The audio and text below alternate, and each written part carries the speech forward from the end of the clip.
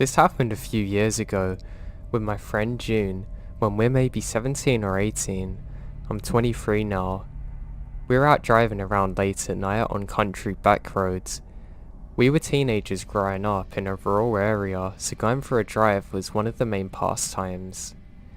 We were both into goth stuff and witchcraft at the time, so we pulled off to the side of the road to walk around a small graveyard in the woods. It was impossible to see at night, but we'd gone there a few times in the day before just to hang out. The whole area is heavily forested, but the path to the graveyard is short. It's right next to the road, just barely hidden in the woods. So we started slowly walking on the small loop that takes you around all the gravestones. We're using our flashlights at the time. We're looking at all of the names on the stones. I was very comfortable being by graveyards at night. I'm very relaxed, honestly. We mused about ghosts and deaths and whatnot, as goth teenagers do. About halfway around the loop, at the furthest point from the car, June got my attention as she notices a light in the woods. It looked far away, like it could have been a car on the road, so we turned away and kept walking. However, about 30 seconds later, she got my attention again. The light was much closer, and obviously moving quickly towards us. And then, I heard the sound of somebody crashing through the woods.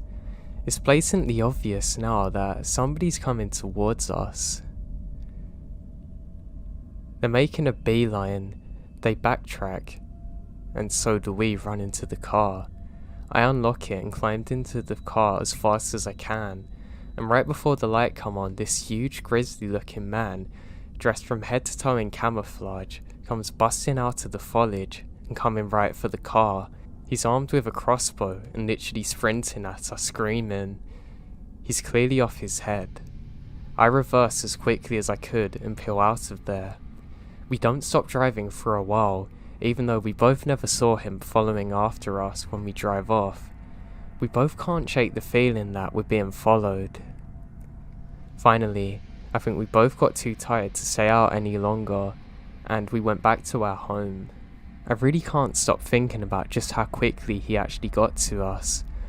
The fact that we're pretty much in the middle of nowhere, and this person is waiting in the woods in full hunting gear with a crossbow, and we're clearly not animals. As we had a flashlight, there's no trespassing signs anywhere. The whole area is around a graveyard. It's obvious that we're not meant to be there, but he definitely wasn't hunting. I got out into the woods and into weird places in the night a lot, and I've seen some weird stuff I would consider supernatural, but this is the one thing that really scared the life out of me. None of these things ever made me afraid to go into the woods like he did.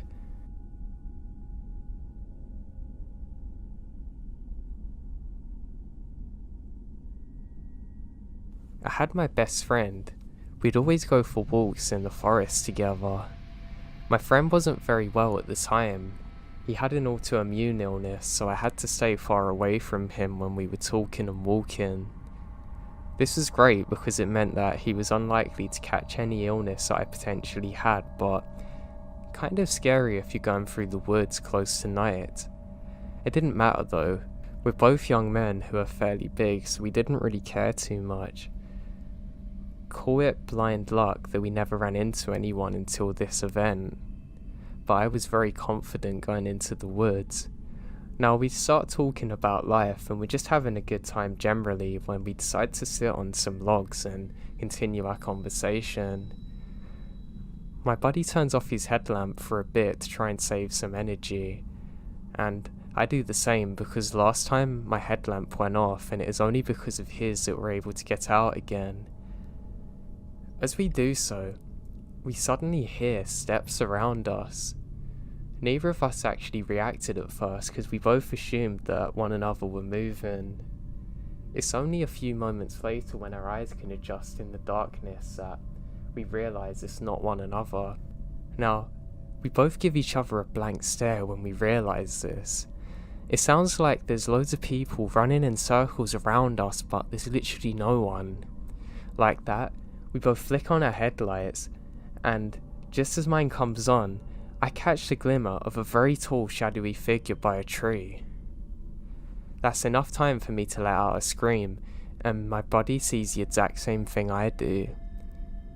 The craziest part is that you can't see through this thing. The light shines directly on it and there's nothing behind it, and it's slowly coming towards us. We both pick up our bottles and start sprinting as quick as we possibly can back to my friend's car. We both feel like we're about to have a heart attack, but we're safe now. We're both trying to say what the hell was that thing we just saw. And as we do so, we can hear them footsteps again, this time sounding like they're closer than before. We both got straight into his car and sped out of there like there was no tomorrow. To this day, we've never seen anything like it. I mean, we never went back to them woods again for a start, but I can't find that many people that have had similar experiences to us. All I know is that it scared the life out of me, and I'm glad I was not alone when this happened.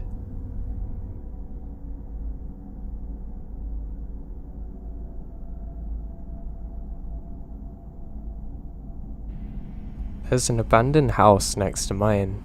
The previous owner moved to California 25 years prior and never sold it. I got a flashlight, gloves, and pushed the window open to go inside, starting in the basement. In the basement there was a grand piano. It still plays, but very much out of tune. There's some old World War II stuff, what seems to be a signed Elvis poster, and other really cool stuff in there nobody should leave. There's basically a whole story in the basement, including a broken wedding picture frame and instruments everywhere. On the main floor was an unmade bed, moulded food in the fridge, half-empty beers and whatnot. The light's actually still on, never been turned off.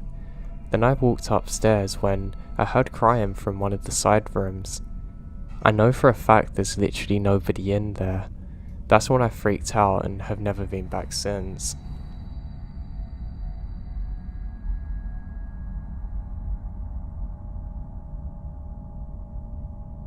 I lived in a house that had a really nice annex, or smaller house in the backyard. My grandparents usually lived there, but they had unfortunately passed away in recent years. Now one day I was home alone when I realised somebody's left the light on in there. I'm a bit annoyed because I don't want to go out in the cold and snow, also it's wasting electricity. So I get my coat on and head out. It's about a 500-meter walk, so it's quite a long way down there. I don't mind though. I feel a little bit relaxed, and to be honest it was quite pleasant in the snow. I can see footsteps that lead up to the back of the house, so I think that my brother's probably gone down there. Now, I step inside and realise that it's extremely cold. I know it's snowing, but it shouldn't be like this. I turn around to find where the light switch is, and the moment I raise my hand up, the light goes off on its own. I think this is a little odd, and I hear laughter coming. I realise that my youngest brother's playing a trick on me, and I say, "Ha, that's really funny. Enjoy being in the cold," and I go to leave. As I step outside, I realise that something's off. I can see a figure from my house, and I realise who it is. My oldest brother. Seconds later, my youngest brother appears too. I bolt out of there immediately, getting inside. I can barely get words out to say what happened. Neither of my brothers actually believe me, and it annoys me so much. They actually went out with me to investigate, and we couldn't find anyone in there. They think it was just me messing around or my mind playing tricks on me, but I know what happened to this day, and I've never been back in there since.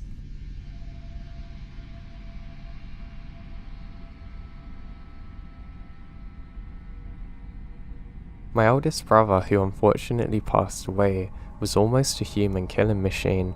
He could spot game other people couldn't see. Now one day, I was out hunting with him and he used my shoulder as a rest to kill a crow. I couldn't see this thing until it exploded. Now one day, we were out fox hunting.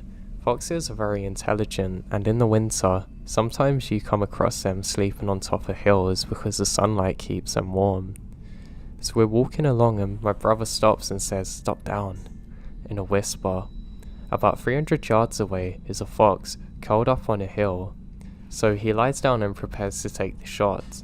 Just as he flipped the safety off, a second before pulling the trigger, the fox basically does a 180 on the snow, still as a ball.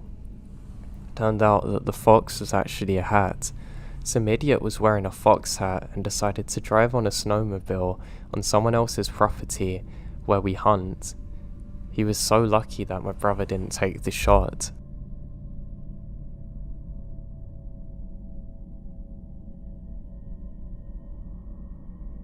I was sitting in my room after getting out of work on the second floor. My little bro is downstairs watching TV. The dog is in the hallway outside my door sleeping. All of a sudden, the dog starts making all kinds of racket, jumping around, barking, clanking nails, howling. I get up to see what's going on and I hear, "Oh, that's a good girl," in a mild voice. It didn't sound like my little brother, so I say, "Oh, you're home early," thinking it was my dad's friend or our roomie as I open the door. As soon as I'm there, there's no one at all but the dog waggling her tail, staring at an empty end of the hallway. My little bro comes upstairs to yell at me for getting his dog riled up, said he heard the same voice thinking it's our roommate. We did a once over at the house with my butterfly knife and his BB gun. Nobody was there whatsoever.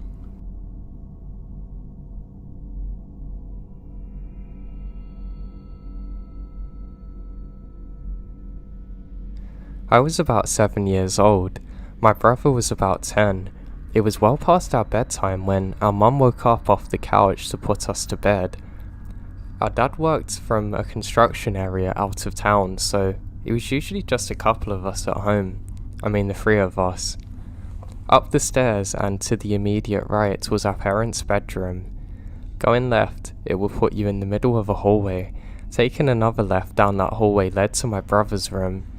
The opposite end, which is my room, is across the hallway from our upstairs bathroom.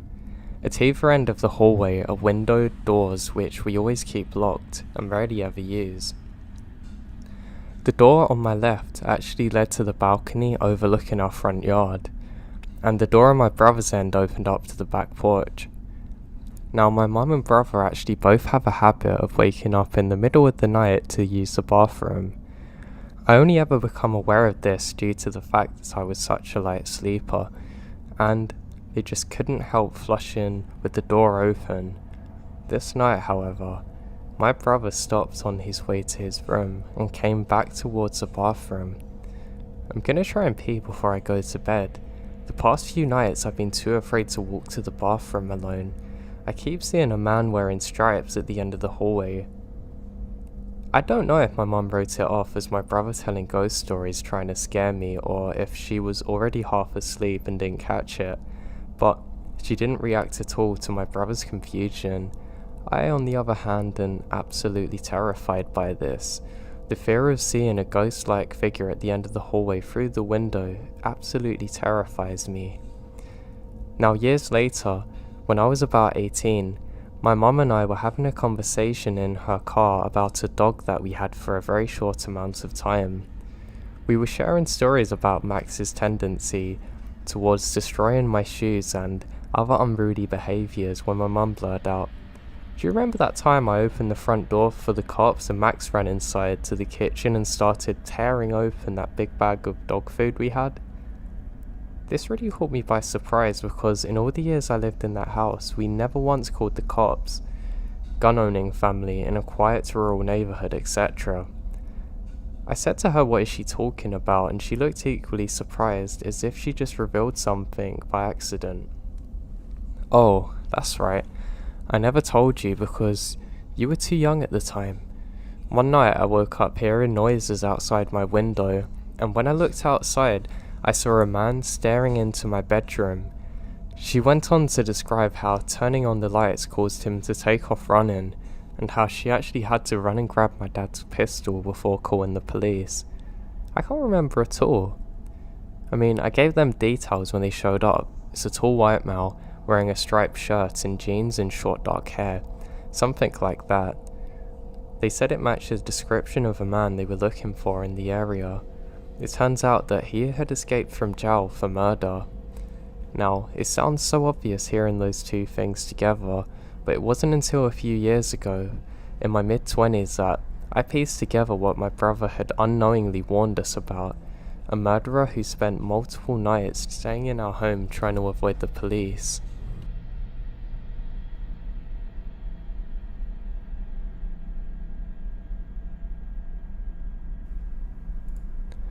I moved to my dad's when I was 10 and didn't know anyone in the area, except for the family my dad was friends with, a single mum with 3 kids. Luckily there was a girl a couple of years older than me, 12 at the time I met her, and we get to know each other. We weren't close but ended up having the same friends. One night my friend Rob was hanging out with her and her younger brother. They happened to be in the house alone because of my friend's mum being at work, which is where this gets terrifying and sad. Her mother had been helping this one lady through her work and got to know her fairly well. She found out that her sister was in a mental institution recently and was let out. The night Rob is hanging out with my friend, they get a knock on the door. They don't really think much of it, thinking it's just their mum, and answered it without thinking. Rob wasn't supposed to be there and he took off through the window down the road to his house. He never thought about it really, but it wasn't her mum. It was the sister of the lady her mum was helping, and she figured out from talking on later where her family lived and her mum's working schedule. She came in, and this is where I don't know the details, and I'm glad I don't. My friend's younger brother got away to the neighbours to call the police. The lady had brutally murdered my friend a week before Christmas, hid her body, and they had to look through the presents, and I don't know where they found it, but they did. I wasn't even allowed to go to the funeral.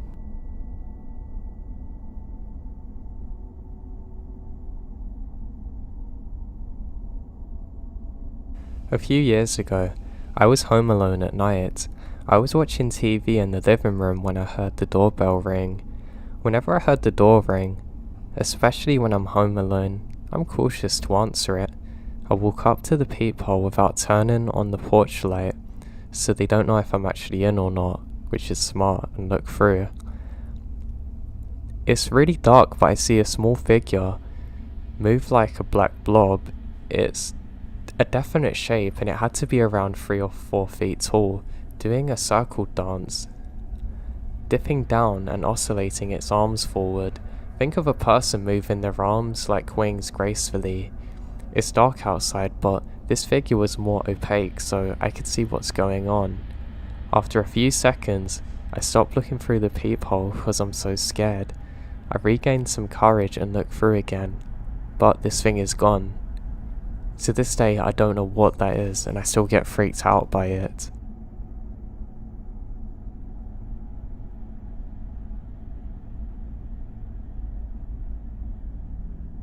First off, I want to apologise because English isn't my native language, so sorry if my writing style seems a bit odd. So when I was in high school, I was not a very hard-working student, but I wasn't a troublemaker. I was just an incredibly lazy girl, working the minimum so that my parents wouldn't get angry at me. I always had some kind of easiness regarding schoolwork, and never knew what it truly meant to make effort, so I spent all my classes drawing onto my copybooks without making any true effort for real notes. Now, during my junior year, my maths teacher, who was seen by everybody as a very uptight but caring individual, was particularly upset about this. As many of my other teachers were, he wanted me to work harder. I mean, I wasn't bad at maths. I would usually achieve around 13 or 14 out of 20. Now I'm French, but I assume this is like a B- or something. But sometimes my grades are really low. During a teacher-parents meeting, he told my mum that I was wasting my capabilities, that it was infuriating how much I was lazy. My mum replied that she agreed and that he shouldn't blame himself but should try and push me harder, and it'll be worth it. And he did exactly what she told. In every maths class, he would always question me first before anybody else, was always sitting right next to me. And during the test, he would always tell me, "You can do it, you can do it." It made me feel incredibly uncomfortable because at this age, nobody wants the attention of the whole class on them. My class started realizing that my maths teacher was a little obsessed with me and were teasing me about this. The last class before Christmas break, the maths teacher threw a little surprise party for Christmas. It was very nice and he gave us chocolates and mock champagne and we had a lot of fun. During the party, he pours me another glass of mock champagne telling me that I deserve it because I was doing better. It was true. I was now getting about a 15 or 16, which is like having an A or so. I accept it, but didn't really drink too much. I have diabetes and already had far too much chocolate. But during the next class, I was feeling bad. I almost fainted and finished my last day of school before Christmas in the nurse's office. At that time, I wouldn't have even thought about it because of the alcohol-free champagne. I thought it was due to my diabetes that I ate too much chocolate. A few weeks later, my class threw some kind of charity event. It was a class project and we were very proud. In my country we don't have proms, so it was an occasion to wear pretty formal clothes and dance together. The maths teacher was invited and he was helping some of the boys tend to the bar. He served me an alcohol-free cocktail, but before I drank it, a classmate of mine, Flora, poured some vodka in, even though it was forbidden to bring alcohol into the event. I was mad because with my diabetes I couldn't drink alcohol, so I told her that I can't have it and just threw the cocktail. At the same time I thought about it. She didn't really worry about me and I didn't like it. Now the event ended pretty badly because of the alcohol Flora brought us. Some of the guys were very drunk and started breaking things. Flora passed out because of all the alcohol she had. This ended the event. Flora had been admitted to hospital because of her coma was pretty severe, and we spent the next few days being lectured regarding the dangers of alcohol. Not a good time really. Flora got expelled from school and never went again. I was very upset with her because every event would now be completely different because of this. So I kind of ghosted her and never asked if she was doing better or anything. Now I feel bad about this, but at the time I was immature and young. But because of that, I will never know if she was ill because of the alcohol poisoning or because of my cocktail. A few weeks later, I failed a maths test. It had been a long time since I failed a maths test and the teacher was angry. He yelled at me in front of everyone saying how much of a disappointment I was, and that I would end up living in a cardboard box under a bridge. Something's off. I was feeling unwell. He had a very weird look in his eyes and it gives me chills and I can't help but cry. He calmed down a bit and said he would just give me an hour of detention, during which I will get the joy of copying everything from the lesson. I was a little surprised because normally detention is for bad behaviour, not for bad grades, but I was a little relieved because it was a small punishment. My parents would never know. Indeed, I lived kind of far from my high school and there were only one or so buses every so often. Because of that, even if I finished at 4, I would never get home before 5. And if I've had a detention between 4 or 5, my parents won't know. But then, when he officially gave me the detention hour, he said that he wanted to be personally present during this and that the only possibility was for it to be between 5 and 6. I was nervous because now my parents are gonna know. As I said earlier, I wasn't a troublemaker, so at first I planned to go to detention hour, but during the day, my friends and I talked about it a lot. I was feeling more rebellious, so I decided not to tell my parents that I was in detention and that one of my friends would pick me up at 6 and drive me home. At 5 PM, when heading towards the detention room, I was angry, mumbling that it's not fair for me to have a detention because of one thing, one bad grade. When I arrived in the detention room, I was the only one waiting. I realised then that I would be the only student in detention, alone with that maths teacher who was a little obsessive, and it was getting dark outside. It's a big no for me when I saw him come in. I panic. I said, "I'm sorry, I have an emergency, and now I'll email the school for rescheduling the detention," and I ran. He started to yell at me that I had to obey him, and then he would call my parents, but I don't care. I sprint towards the bus to catch my bus. I was afraid that he would have to call my parents, so when I arrived, I was shaken. But my parents greet me normally. He didn't call them. He never came back the next day, actually over weeks.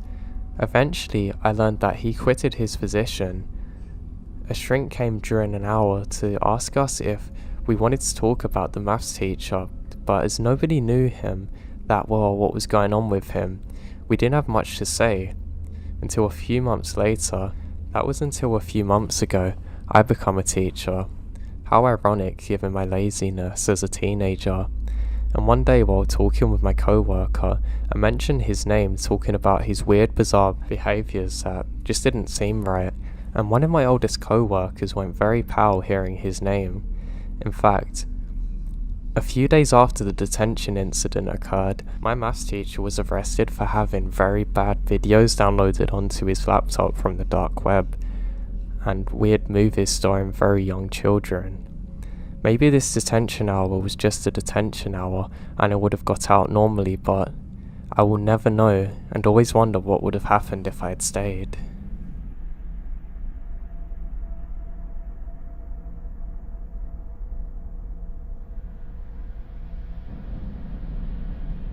I'm someone who loves to go exploring. Where better than abandoned buildings? Well, I can tell you, abandoned buildings in the forest. Now, my friends would usually accompany me on my exploration trips, but there was a few times that I would just go out on my own. One, because my friends couldn't come, and two, I would get really bored living in the woods sometimes. Now, my dad was a logger, so he would always be out, and my mum taught at a school, so she would have quite long days too. One night in particular, the stars aligned for me to go on one of my adventures alone. All I had with me was a Sony Walkman, which is actually something I loved, and I still think they're incredible to this day. So at the time this was very good, but in hindsight, it's pretty stupid because it meant literally anyone could come up to me and do whatever and I wouldn't know it. I can't say I listened to audio at a good volume too, so... well, I can't hear now, but that's besides the point. So I set out on this one day. I decided to leave my dog at home because as much as I love him, it's a liability to get lost, and in the woods where I live, if your animal goes missing, they'll probably get hunted and eaten by predators, or you just never find them again. I say goodbye to my dog and I feel bad as he sat there watching me through the glass window of the door, but I'm not that bothered. I'll be back in no time, or at least that's what I tell him. So I close the door and off I set. Now this is actually a really nice night. It's a little bit cold and it's going to be dark in a couple of hours, but I'm really happy to be outside and I really find some peace in doing this. I head off in the direction that I always go, directly in front of my parents' house. After going past a small road, there's the woods straight in front of you. Now for some people that might be a terrifying concept, just being faced with darkness directly in front of you, but I actually really enjoyed it. So I walk into the shadowy woods. As I do so, I'm actually having a really good time. Now, there are some abandoned houses and loggers' cabins further up that I'd like to go and find. There's some which are further out that me and my friends have never explored, and I think, hey, why not? My parents won't be home for a while, and I've still got some work to do from school that I really can't be bothered with. So I go further than I normally do. Now luckily for me, I've been in these woods for such a long time that it's pretty hard for me to get lost. So I make my way to the first waypoint, one of the houses we like to go in. I walk in there and, to be honest, I don't really feel so good. Doing this without my friends isn't really the same, and we're not really joking or trying to make each other jump, so I'm not that excited. I realise I prefer doing things with people and I'm actually quite bored, so I decide to step out and go a bit further. I end up making it past an abandoned logger cabin. There's not really much left of this, it's mostly burnt to the ground, but I stand there for a few minutes and just keep on my way again. Now I know the way I'll make this interesting is going further than I've ever went before. I'm doing this alone outside of my music playing, but I actually feel quite good at this point. Now I keep hearing clicking sounds in the headphones, which is pretty strange. I'm quite annoyed because I don't want to replace these again, and I try pushing it into the Walkman harder, but it doesn't seem to make a difference. It's quite annoying because I don't know whether there's someone else around here or if it's just the headphones. Now I know, this is really stupid. I should just put them down and go and figure out what's happening and whether somebody's actually stalking me or not. But no, I decide just to keep going.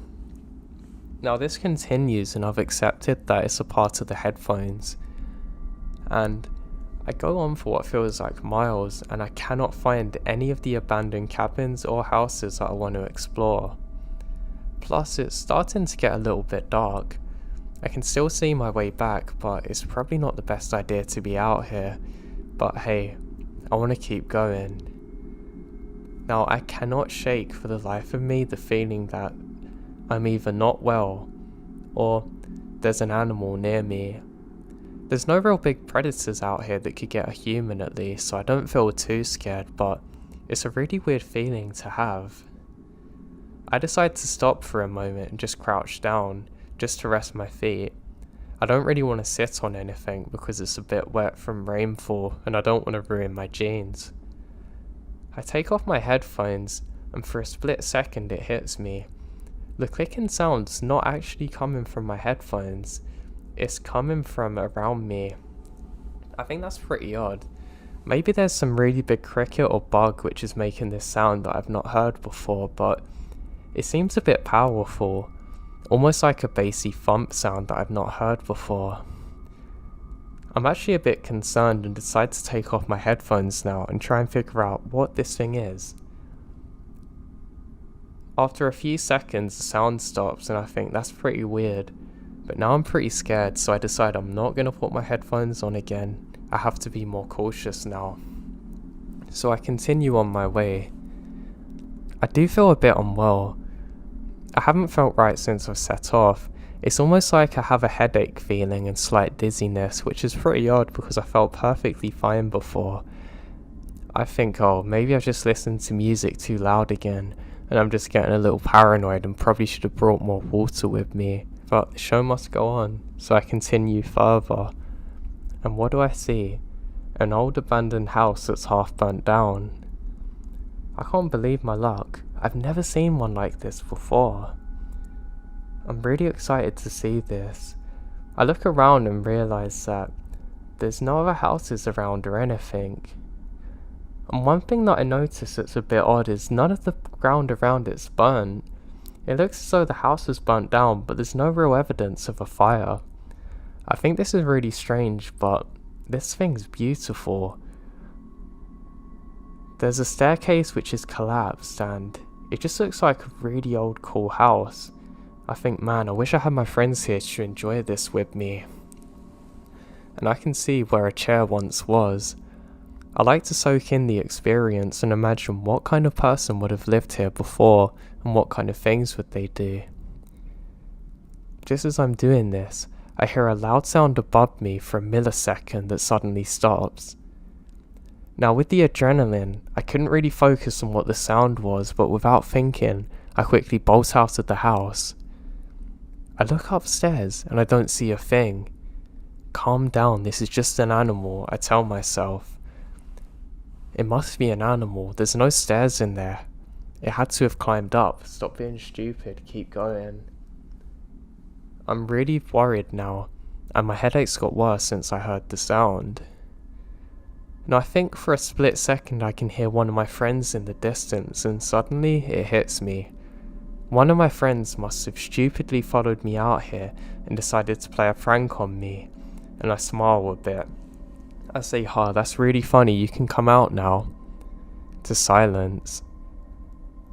How my friends have got up there I don't actually know, but this is a pretty wild prank to play on me, and probably a dangerous one because I could have probably just hit them if they jumped out. I say, "Ha, have a good time. I'm gonna leave you on top of here in the dark and you're not gonna be able to get down on your own." And I continued going. Now I thought this was great. I was gonna play a prank on the pranksters who were trying to get me. I realised too that the clicking sound started again and my friends must be messing with me. I can hear a very faint laugh too as I walk off, and I just start smiling to myself thinking my friends are gonna go home and they're gonna try and get me again as I keep going. Now it is starting to get dark, but I want to go a little bit further. As I do, the clicking sound stops and I actually feel a bit peaceful again. I just can't believe they followed me this far out into the woods. But something feels off. It's almost like my heart's telling me something's wrong, but my brain's telling me just to continue. I realise after a while that there's a cave above me too. I'd love to go into there, but it's dark now almost and it's pretty dangerous and I don't want to be stuck in there. I'm thinking too, maybe my friends are going to try and prank me up there, so I just sit by the entrance and wait for them to arrive. I can hear laughter again now. I smile to myself again and say, "Come on guys, let's head back, this is dangerous." As I say that, the laughter stops, and the clicking sound starts again, just louder this time. I'm sure they're above the cave now. I don't know how they've got up there, but this is pretty weird. Just as I'm having this thought, I can hear a very loud laugh coming from the belly of the cave. Suddenly, I realise something's wrong.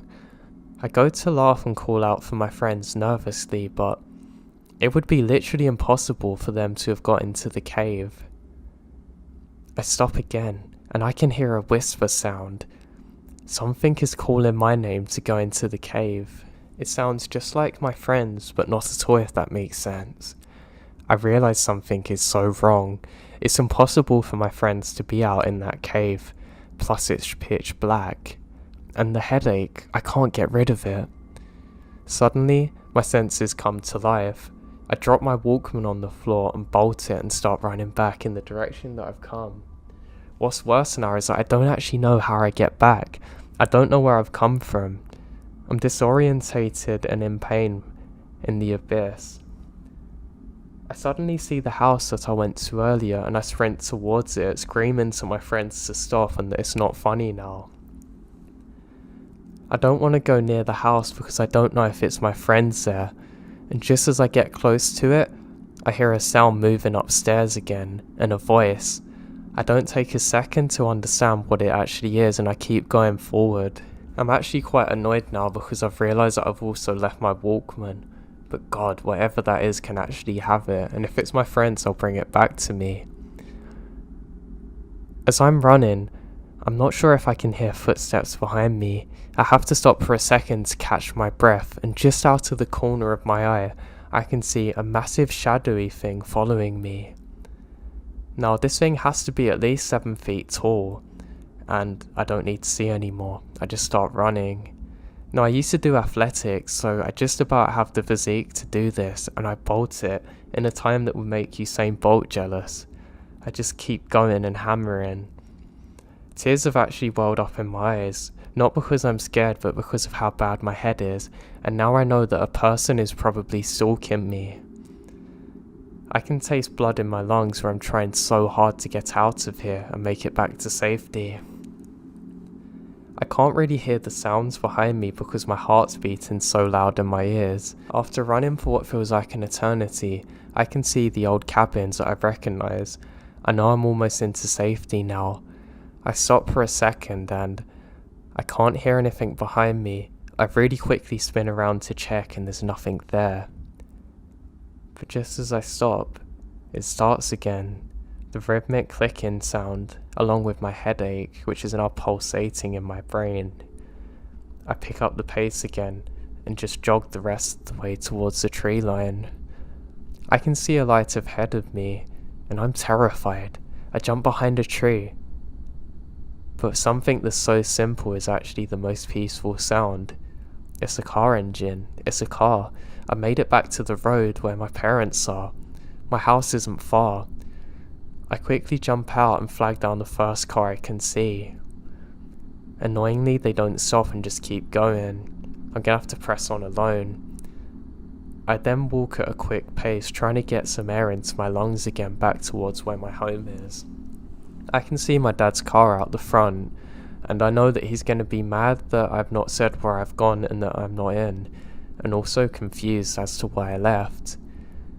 I come in and he's on the phone to my mum and says, "Oh, there he is," and puts the phone down quickly, says, "What's wrong with you? What happened?" And I barely explain the story, and my dad's face goes white. He never told me why, but I can tell something's off. He says, "Are you okay?" And I say, "Yeah." And he tells me, "Never go out into those woods again alone, do you understand me?" And I said, "Of course, but it could have been my friends." He said, "I don't want to hear it." And that was the last I ever spoke to about my dad of this experience. The next day, I spoke to my friends and they all laugh at me saying, "Yeah, that didn't happen." I now know that they didn't play a prank on me, and there was something out there that was following me. I want to tell you it was a person, but it just couldn't have been, unless it was some crazy psychopath in a camouflage suit that could run without making any sound on the slippery rocks that stalked me all day, or maybe it was something else. The thing that scares me so much about my experience is the fact that whatever this thing was could move so quickly. It could outrun me, an athletic runner, or formal one, and it could mimic my friends so well, to the fact that I was convinced that it was my friends out there playing a prank on me, and what's worse is it's got my Walkman to this day probably. Since that experience, I never went out into those woods again, not even with my friends. I was almost hoping something similar would happen to them so they could believe me, but it just never did. And the headache, I've never had anything like it, and why was it worse with the sounds I would hear? It still gives me nightmares to this day, and I just don't know what to think of it. I've never experienced anything like it in my life, and I just hope that I never have to again. I still have nightmares about it, and I just hope to God whatever this thing was, it doesn't follow me again. I'm so scared even writing this.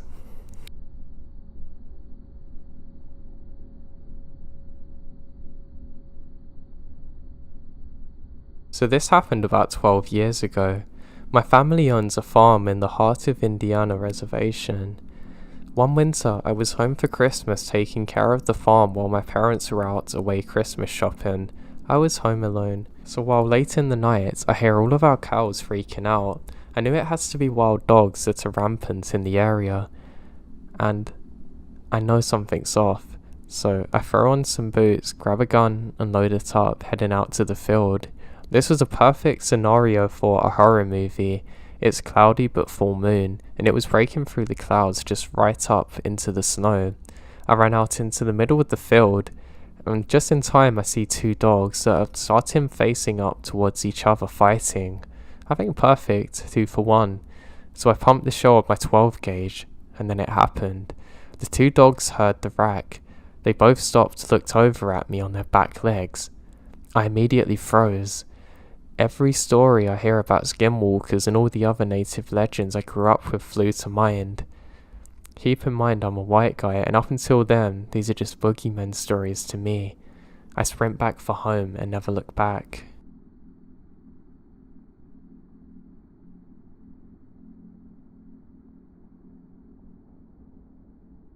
So about 3 years ago, I went out camping with my girlfriend, and she's always expressed interest but never been out there before. The spot we went to go in is a Horror National Forest and is my go-to camping/traveling trail spot in the forest. My family's been going here for about 6 years and my friends introduced me about 10 or so years ago. So we went for a weekend trip and I'm glad we didn't go any longer. When we got there, everything was going well except we noticed a group of people that were hanging out next to our campsite. They were just stargazing and ended up leaving.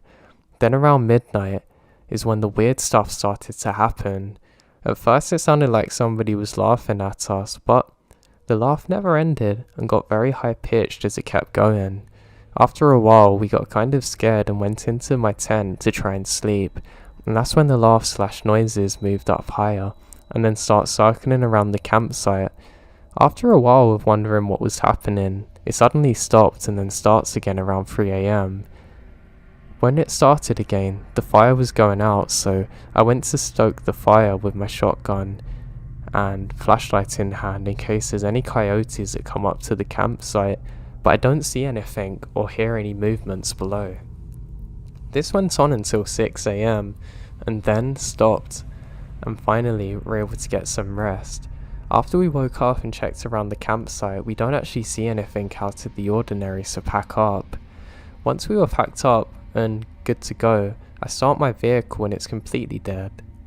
This really freaks me out as I'm always paranoid about leaving things plugged in, and it's really weird for it to be completely gone. I wasn't able to get a jump from anyone. Now after this happened, I told my friend who had shown me the campsite and also informed me that there's a campsite about 25 miles away with a cabin. He gets freaked out. He told me about 2 incidents when he's had one at a campsite and one at a cabin. At the campsite, he stated that one night after he had returned from the trail, he went to go to bed, but had stayed up to let the fire keep going and have a few drinks. While he was hanging out, he was just looking off into the distance and sees a pair of eyes staring at him. He puts a flashlight and high-powered gun there, but as soon as he does, he can't find it again. So he packed up and went to bed. He didn't tell us because he didn't want to scare us. At the cabin, he was hanging out with his older brother and just chilling by the fire outside when they both see eyes staring at them from the trail that leads into the woods. They stated that at the height of the eyes, it's probably 7 feet tall plus. They started shooting their rifles there, which are 230-30s, and the eyes disappear. But once they're done, they reappeared closer at the point where they're both freaked out enough to get into the cabin and not leave until daylight. We have no idea what this could have been, but all felt very scared and don't know why these events keep happening.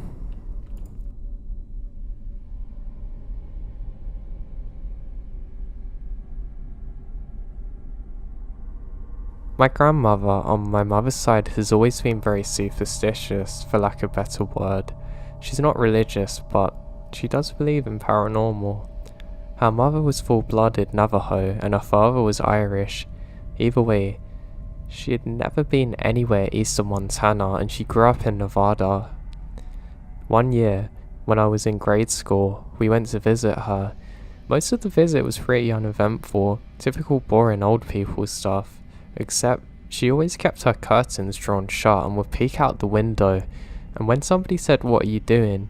she said, "The Yendaloshi is watching me." This went on for nearly the entire visit until a few days before we're due to leave. My grandma and my then baby brother, who's now 19, were all in the front of the yard that evening, planting flowers, when all of a sudden my grandma starts shouting, and insert little brother's name here, to get away from the creature, it's not safe. Of course in Nevada we assume it's a rattlesnake, so we run outside and see my grandmother clutching my little brother and shaking in terror against the side of the house. Standing out in the yard, there's a large black Great Dane sized dog. It was staring at my grandmother with an intensity that I've never seen before. It kept looking at us, gave a little hound and bolts off. I remembered thinking it moved so quick it didn't look real. I asked my grandmother what happened. She kept repeating, "It found me. It found me."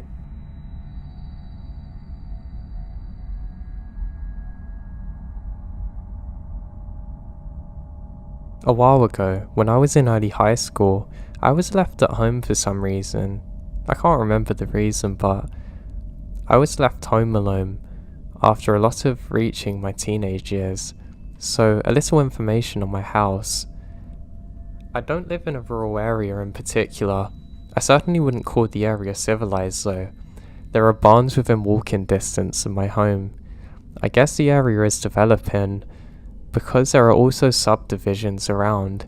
Also, my home has a sliding glass door, not another one, that leads to the back deck. So, I was home alone when I heard a knock at the door. It's common for my parents to sometimes leave the home without their house keys, so I have to let them in. My family has a special knock though, so we know it's one of us. This knock doesn't sound like one, so I just ignore it because I don't want to deal with the stranger at the door.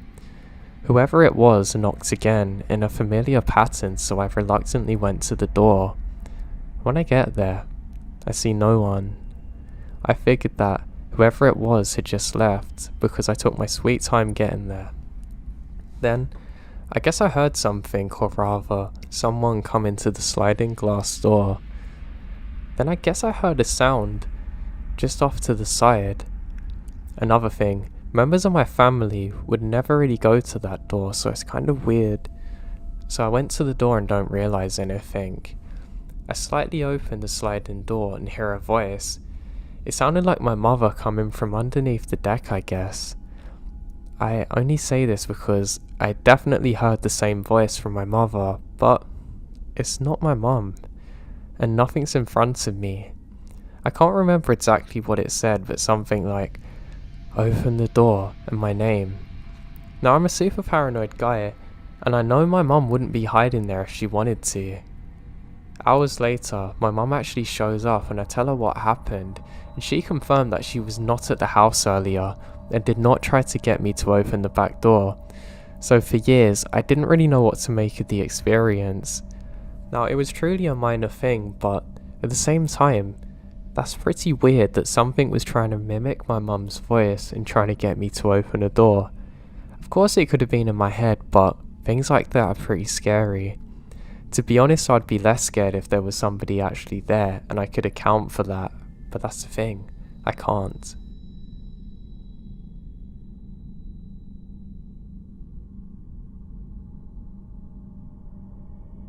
So 2 months ago, my boyfriend and I moved out of a bigger city to the woods. We both lived in the country before and my home is in the next town over. We both feel comfortable here, but since we've moved, things have got progressively weirder. We lived on about 2 acres of mid-Michigan, and behind the house is nothing but woods. We have 2 animals, one 1-year-old Doberman and a 4-year-old Maine Coon, which is a big breed cat. It is currently midwinter here, and we've been hit with a few good snowstorms since Christmas. Also, the house is surrounded by motion sensing lights and cameras. Okay, context over. The first week we moved in here, there was what sounded like some big thing pacing back and forth in the tree line. When we called out to whatever it was, there was no reply. But the pacing doesn't stop. This continued every night, pretty often. Now within about a week, whatever it was had started murmuring to itself in the woods. This creeped the life out of me. And what was really weird was that we would be out on the patio, and the next thing, the motion lights turn on for no reason. Not thinking much of it, because we live in the woods, there's all kinds of animals that can come here, so I just ignore it. Yet over the next few nights, it got to the point where the lights just don't ever turn off, like something's constantly triggering it. Remember, we're in Michigan. There's been a good coat of snow on the ground for weeks now. Theoretically, you should see tracks from whatever it is keeping the lights on, right? No, nothing, not even deer tracks. Since this has begun happening, our animals are acting really strange. The Doberman sits at the back door and barks.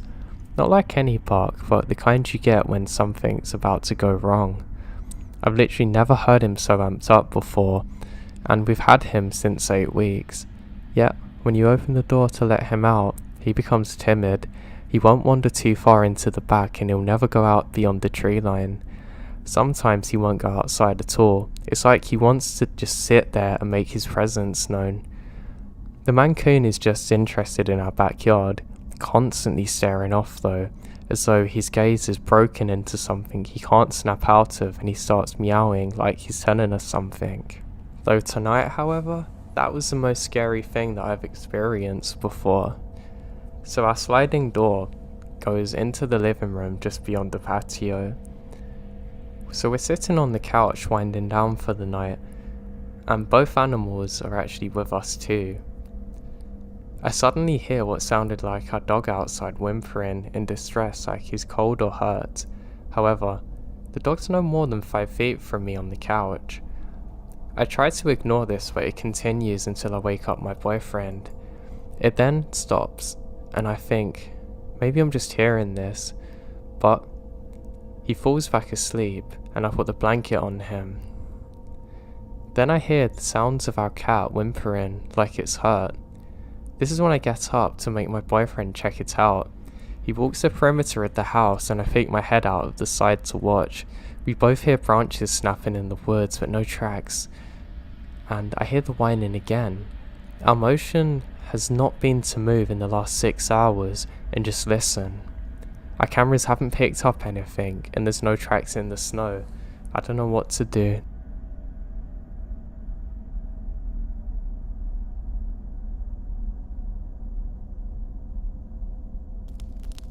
When I was 15, my father and I loved to go camping. This is something we did whenever we had the opportunity. There was some really good forest around where we lived, full of life and sounds. Probably the most peaceful part for my dad at least was the sounds of the nature. It annoyed me, but my father loved it. It made a difference from the mechanical sounds of the job where he worked. So on one particular evening, we do some fishing. We're having a great time looking up at all the stars. The sun's just beginning to set, and you can just about see the northern star in the hemisphere. We decide to call it a night. Now while we're walking back to our camping site, my dad continually stops, not saying why. Now normally I just make fun of him, but I can see that he has his hand on his gun. I know something is wrong. I don't want to scare my dad and act as though I don't notice anything. Every time that we begin walking, we can hear a sound, louder than our own footsteps, that can't be identified as one specific thing. It's hard to describe, but almost like a deep thud, just beyond your range of hearing, but you can still notice it, if that makes sense.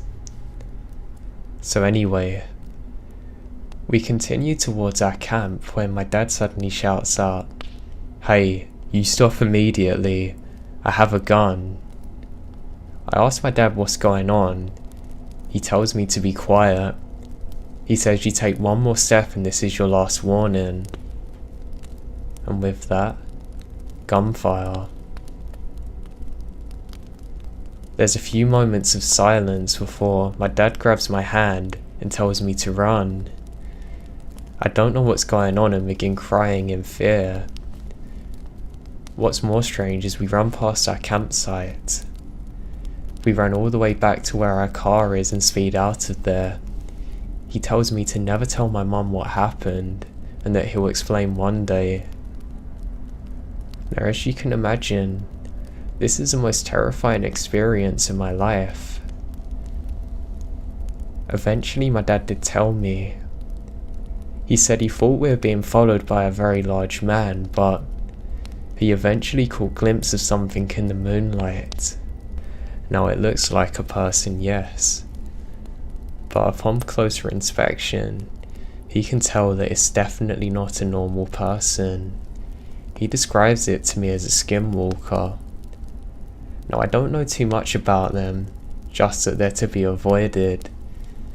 He said that's when he pulled the trigger.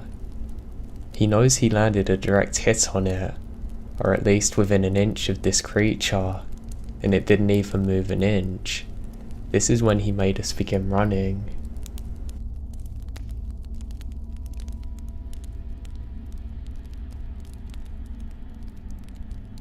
So this happened 17 years ago, so please forgive me if the exact details are fuzzy. So it's the summer of 1999. I was spending the vacation with my mother in New Mexico. I was a 12-year-old at the time and had a severe attitude. I made friends easily with a few girls that lived just around the corner from my mum's home. We spent every moment together that summer. We're a group of 4, all of us thinking we were older and smarter than everyone.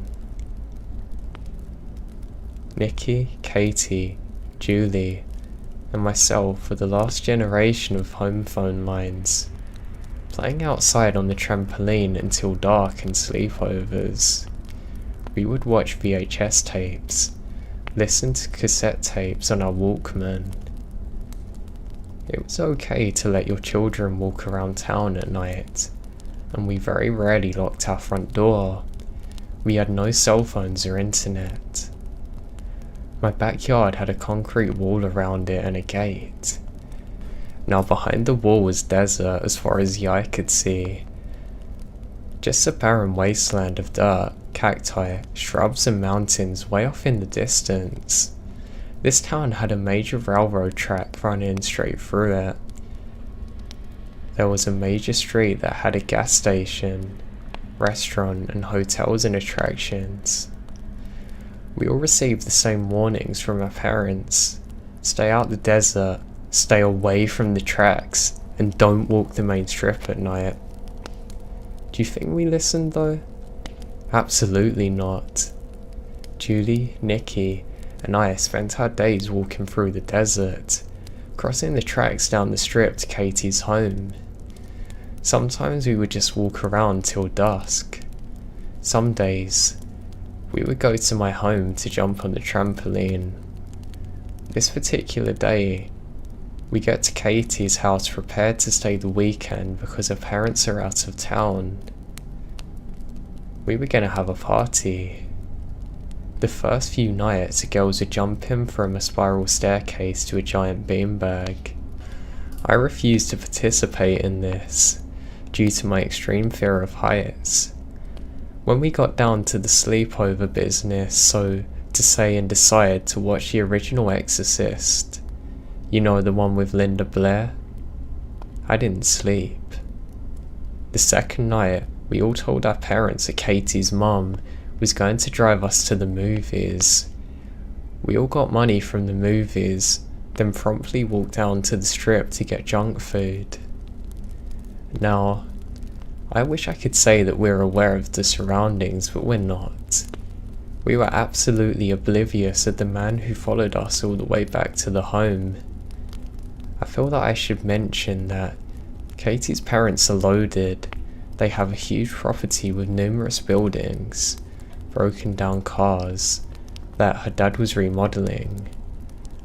Their house had a large open kitchen and dining and living room. There were no walls and the whole room was lined with windows. There were 2 doors front and back. The day was just as planned. We get our junk food and make it home safely. We made pizza in the oven, and for some reason, one of the girls turns on the news.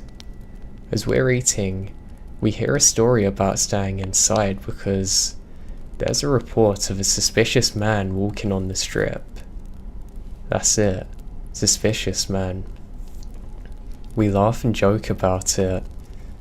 Fast forward a couple of hours. I don't remember what happened, but as girls do, someone said something that hurt Julie's feelings and she storms out of the home. I went after her, opened the front door just in time to see her lighting a cigarette. I sat there with her on a bench while she gone on about the other 2. Suddenly, the air grows thick with anxiety. Julie felt it too. I quietly ask her if she feels as though she's being watched. She responds with a little nod, and then we're blinded. Someone's in a car in the driveway. My heart's racing as I stood up, pulling Julie out of the spot she seems to be stuck in. As we turned to run inside, the man made a sound. I can't describe this sound other than a high-pitched squeal that turned into a growl. I was scared beyond all reason, but somehow I'm able to get myself and Julie inside. The moment we're inside, the headlights go off. It's pitch black again. I lock the door and turn off the light. By now, Julie has regained her composure to tell the other two what's happened. As I frantically check the back door and turn every light off, I tell them to be quiet and listen by the back door. I heard the car door close. I was praying to every god that he would go away. Then, right by my cheek, the door handle started to turn slowly. Now frantically, I crawl away from the door. I now move over to where my friends are. For the next 2 or 3 hours, we sat still, listening to this man bang on every window or door trying to get inside. The phone was located across the room right next to the 2 windows. I finally got up, gathering the courage to run to the phone. I call my mum. I tell her that we're all alone and someone's trying to breach the house. I hung up with her and waited. Julie screamed to the man that we called the cops, and all of a sudden, the banging stops. We sat there listening to him getting in his car. Then, the sound starts again, that turned into a growl. He's gone now. My mum and stepdad then show up, checking out the place. They found tyre tracks and cigarette butts in the driveway. Whoever this was had been watching us for a while. The truly scary part is all the scratch marks on the windows and doors. Clearly not possible for a human to make. This is why I know it was a Skinwalker.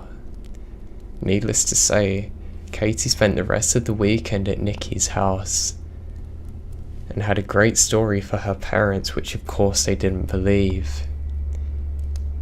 Even to this day, I'm certain this was something supernatural and not a normal person. I just hope they never come back to me.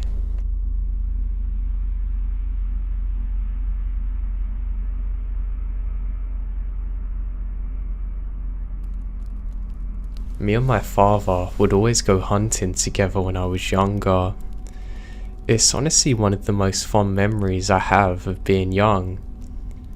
There was nothing more exciting than getting back from school, going to see my dad, getting in his truck and going out hunting. Now, I never shot any guns at the time. Of course I didn't. I was far too young, but that didn't take away from the joy of the experience. What was better was we also brought Lucky, our dog, with us. She would keep me company, and I'd always have a great time with her regardless. Now, there was one incident that really shook my dad, and I knew it was bad back then because I'd never seen him shook before. I mean, I've never even seen him this shook after.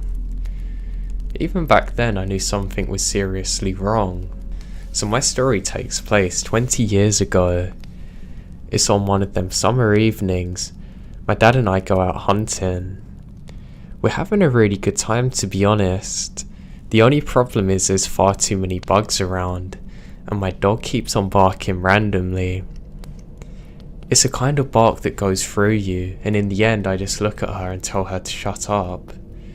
I love her, but everyone has a breaking point.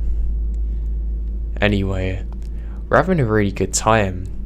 We stop and make a small campfire, roast some marshmallows, feed my dog some dog treats. We start talking about things we've done throughout the week and how my school's going. I start telling my dad how much I love playing football, and how he says that if I keep it up, I might be able to go really far one day. As we're doing so, Lucky starts going mental. I just look at my dad with frustration. It made me jump. I've dropped my marshmallow into the fire, and it's now burnt. I go, come here girl, and reach for some more dog treats, but she doesn't seem interested. I think, she's finally stopped eating, I don't believe it, and laugh at my dad. But my dad's looking off to the side. I can tell something isn't right now. I go to say about the dog, and he hushes me. He has a very serious look in his face. He tells me to get up now, in a very low tone. Lucky's going crazy though. Not barking now, but acting very passive aggressive, with her head low to the ground, making this deep growl that I've never heard before. This alone terrifies me. My dad then says we gotta get out of here. Now I don't know what he's saying, but we immediately put the fire out, get the guns and our other stuff, and leave the marshmallows and dog treats. I know something's bad because my dog doesn't even go and reach for the treats. I ask my dad what's wrong, but he tells me to keep quiet. He eventually says, well, I just saw something. No hunters should be out in the area. I checked it out before, we're the only ones here. I don't know if it's a park ranger maybe, but why would they just be staring like that? Anyway, we're about halfway back to our truck. I'm annoyed because I don't know why we've had to pack up so early, and I've left my marshmallows. We suddenly hear a voice coming from what seems to be directly behind us. We both stop. It sounds like one or two people talking to each other, but I can't make out a word of it. This is weird because I didn't think voices could carry over the sound of the bugs and stuff, especially not at this time of year. My dog begins doing this weird thing where she stands just in front of me and my dad and doesn't move, like she's pointing. I then hear another snap. I look up and say, Dad, what the hell? Why is there a skull there in the bushes? I didn't think we had elk out here. Just as that happens, my dad grabs my arm and tells me to run. All three of us then bolt it to where the truck is. As we're running, we can hear the voices seeming to get closer and closer. I say, Dad, it's just a park ranger, relax, you can hear them, or hunters. He says, I've been doing this for way too long. That's no normal hunter or park ranger. The dog begins barking like crazy.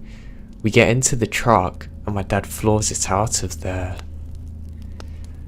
Now, he didn't tell me what he thought had happened at the time, but he began speaking to my mum about what happened. Now, I've never seen my dad look so scared in my life before, not even to this day. As I'm lingering around their door, I hear him say the word Skinwalker. Now, I didn't know what it was at the time, but I learned in my adult life what it was, and I'm certain that's exactly what we saw on that day.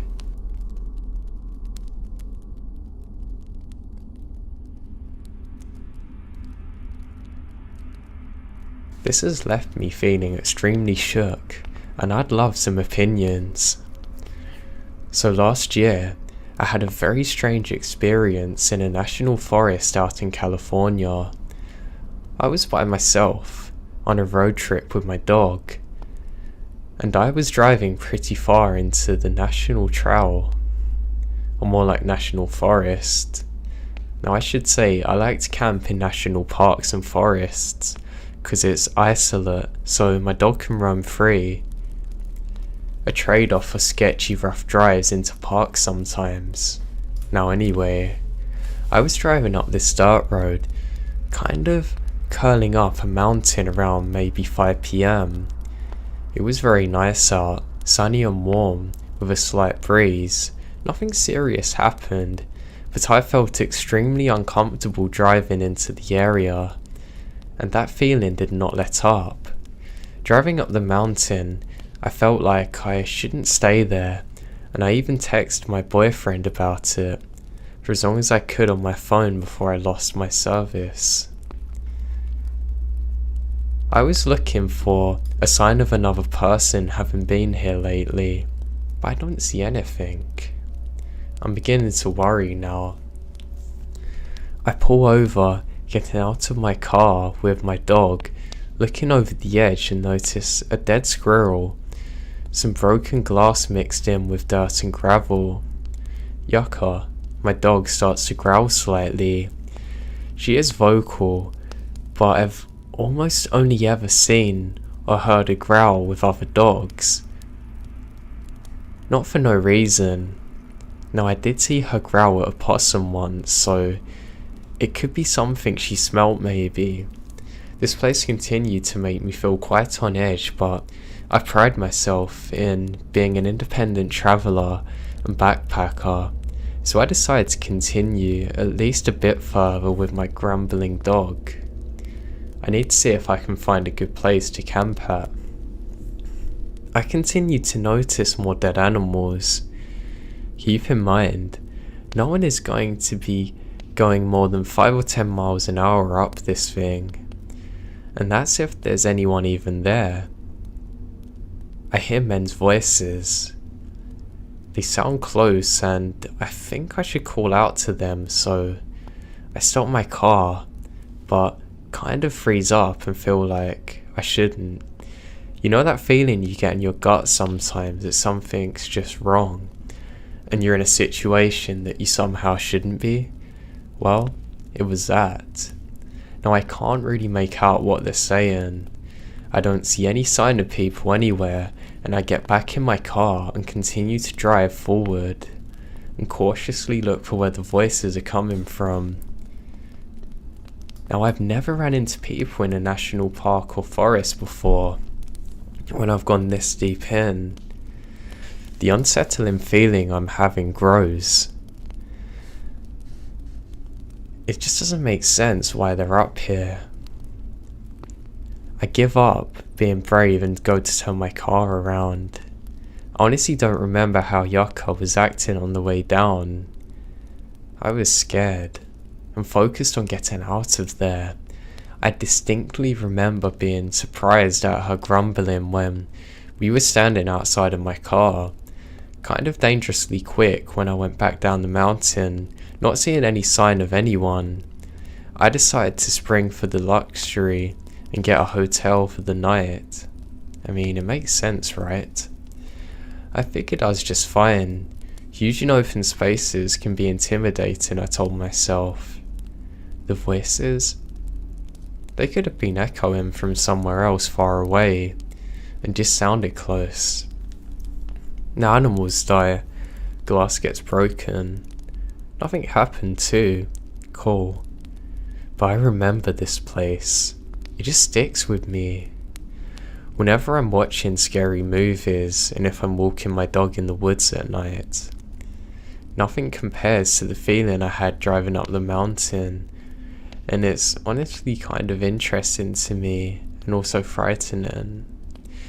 I recently happened across some information as well as some Native American lore that made me extremely uneasy. Now, fast forward a year. I've mentioned this place to a few people and the haunting vibes it gave me, but nothing more. Googled the national park once and didn't see anything, but didn't look much either.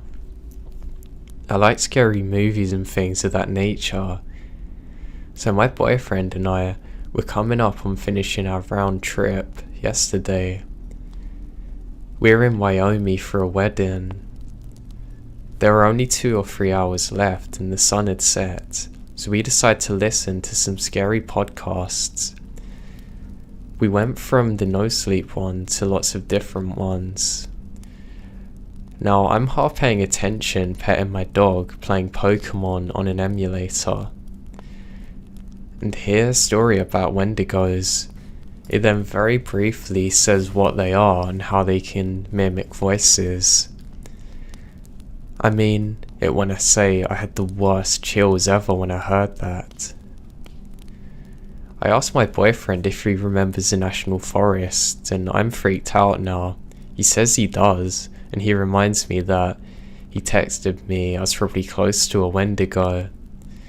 I remember him saying that, but didn't know much about their lore and thought he was just being funny, like yeah, Bigfoot's stalking you or some other dad joke. He was like, no, I mean, I was mostly joking, but I said it specifically because you were hearing voices that you couldn't trace.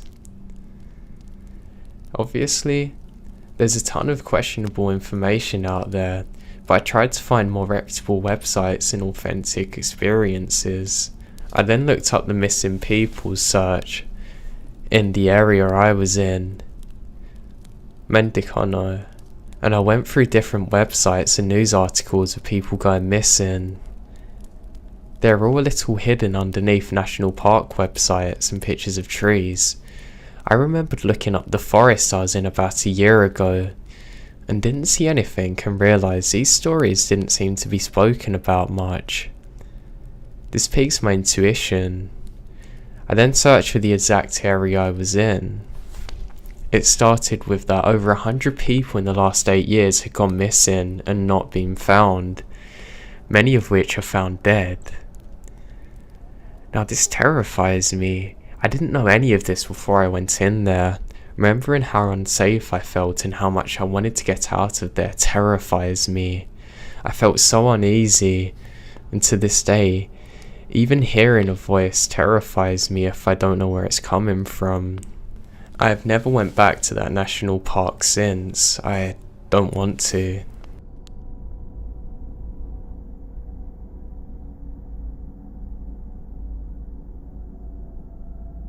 So my father was a firefighter, and he had really inspired me to do the same.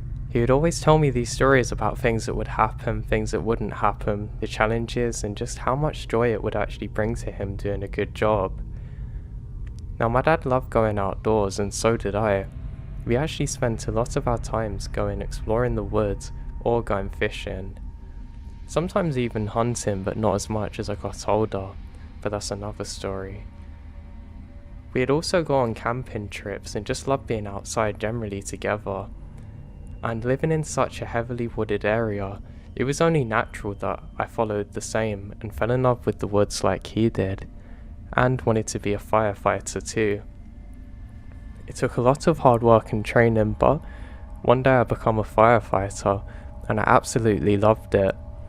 Now the thing I liked more than anything was when we would get calls to go out into the great outdoors.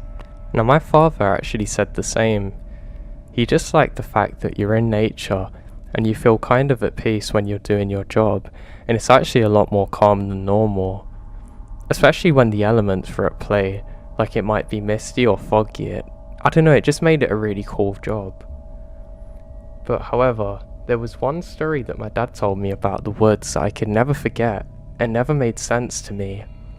He said it was something him and his friends who went on the call out would never really speak about to their peers or anyone above them, because they were worried that they just wouldn't be believed. There was a certain area that every time they got a call into, things would go weird. The radios just would not work.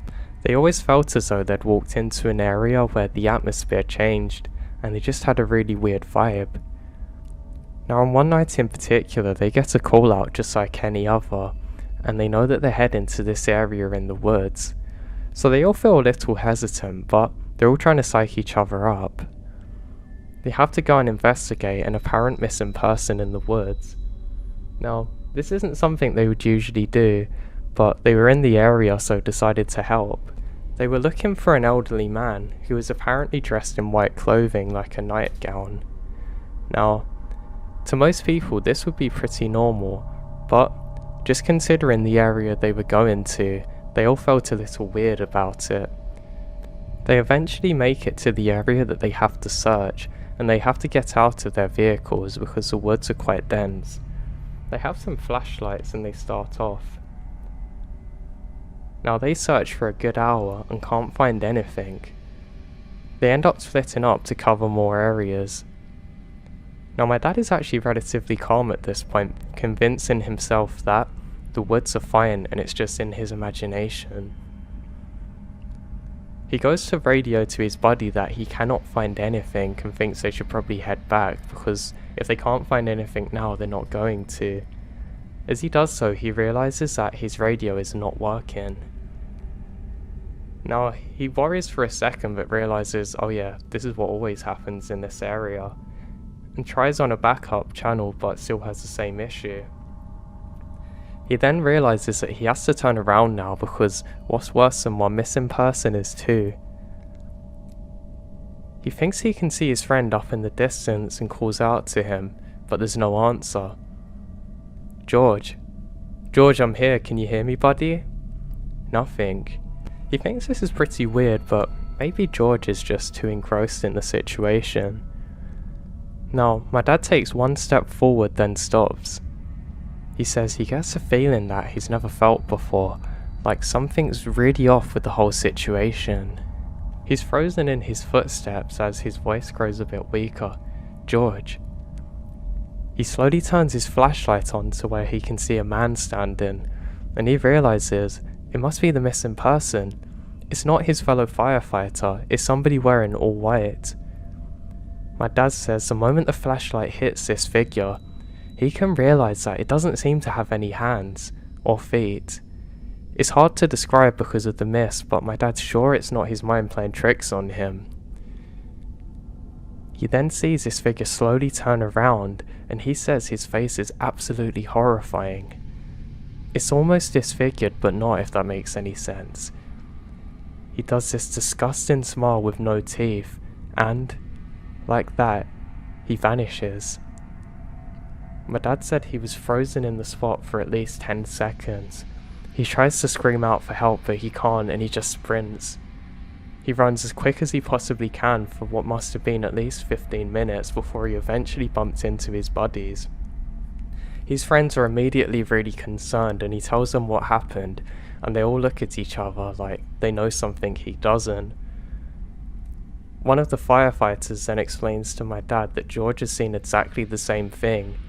He found the missing person, but as he approached it, it vanished.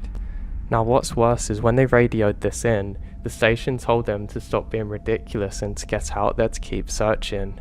This time they went in twos in case anything else strange happened. And they didn't find anything. Now you can imagine, that story was pretty badly stuck in my mind when I get my calls to go out to the forest. Now, to be honest with you, it did escape my memory when I was on call because of course, I'm doing a job here.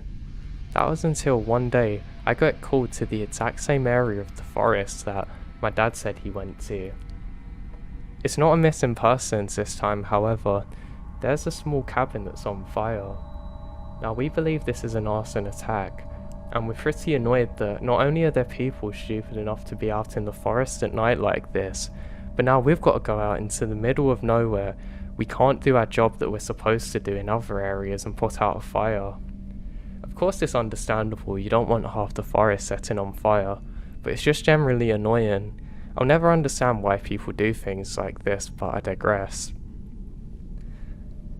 I haven't shared this story with any of my buddies before, so they're not sure about this area. Luckily for us, when we get out of our vehicle, we all have perfect radio signal. Now the strange thing is, when we get to the supposed area of the fire, we actually can't see anything burning, let alone embers. Now that's really strange because where there's smoke there's fire, but we can't see smoke or fire, and we have to set out on foot. Now there's only 4 of us at the time, 2 of which are very close friends of mine and the other's a new guy. So we all have dismounted and get our flashlights, we do our radio checks and go through all the channels, everything's working fine. We begin by setting off in the general direction that the call was made. Now we walk for what feels like a very long time and can't actually see anything, and suddenly the new guy calls over to me, "Hey, I think I've got something." And what do you know? Up ahead of us is a burnt down cabin. Now it's strange because it looks as though it's rained recently, but there's no water present. There's just some tiny bits of smouldering. Well, that's one good thing. We don't actually have to put out the fire, but we have to make sure that nobody was there. And luckily for us, there was no signs of any life whatsoever. So we head over there to quickly check out what's happened and try and make a report of exactly what caused it. Now strangely, we can't seem to find any reason for the fire to have happened. We do call out to see if there's any idiots that have caused it and might be hiding waiting to see what happened, but we literally don't get any response at all. The report didn't take long, and as I'm standing there trying to figure out what happened, my buddy Ben lets out a terrifying scream. He says, "What in the hell is that?" We all turn around and we can see he's as pale as a ghost. I've never seen Ben like this before. Also, the new guy looks terrified too. The new guy won't even speak. They both swear to us that they saw a man in a white gown staring at them who disappeared into a tree. Needless to say, we didn't want to wait around for long, but we have to investigate what's happened. Suddenly, I become petrified with fear as I've realised what my dad said and where we must be standing. I'm pretty sure the new guy and Ben have just seen exactly what my dad saw, and George. I decide not to tell them the story because I feel like I'm having cardiac arrest currently, and I don't want to scare them further. We quickly do a look around and there's no one. To make this worse, not only one of them saw it, but two. So we know they weren't imagining it, and there's nowhere somebody could have ran or hid. We were too quick. We decide to call it into the station, but they just tell us that it must have been the new guy worrying and triggering some kind of placebo effect for Ben, but I know that isn't true. We have no idea what caused that fire, and no idea what the figure was, but the way it was described to me by my friends is exactly the same as what my dad saw. And when I told my dad what happened afterwards, he said promise me never go out into them woods again. Now luckily this was after I changed careers, but my god, he didn't have to tell me that twice. I have no idea what happened, and what terrifies me is that 4 people have all seen the exact same thing.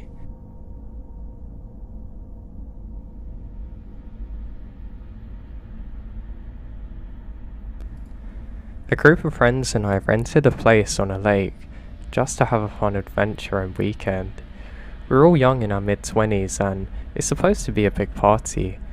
For the most part, it is.